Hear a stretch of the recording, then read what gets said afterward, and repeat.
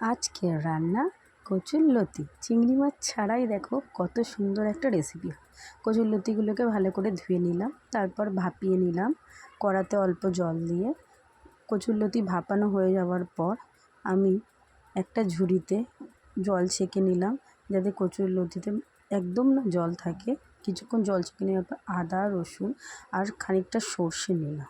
সর্ষেগুলোকে শিলে ভালো করে বেটে ওই আদা বাটা, রসুন বাটা, সর্ষে বাটা আর একটু কাশ্মীরি লঙ্কার হলুদ গুঁড়ো দিয়ে কচুরলতিটাকে আর একটু নুন দিয়ে দিয়েছিলাম। ভাপানোর সময় তো অল্প নুন দিয়েছিলাম, আর একটু নুন দিয়ে ভালো করে আমরা কি করলাম, কচুরলতিটাকে ভালো করে মাখিয়ে নিলাম।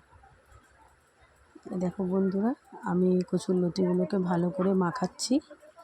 মাখিয়ে কিছুক্ষণ রেখে দেওয়ার পর আমি বসিয়ে দিলাম রান্না।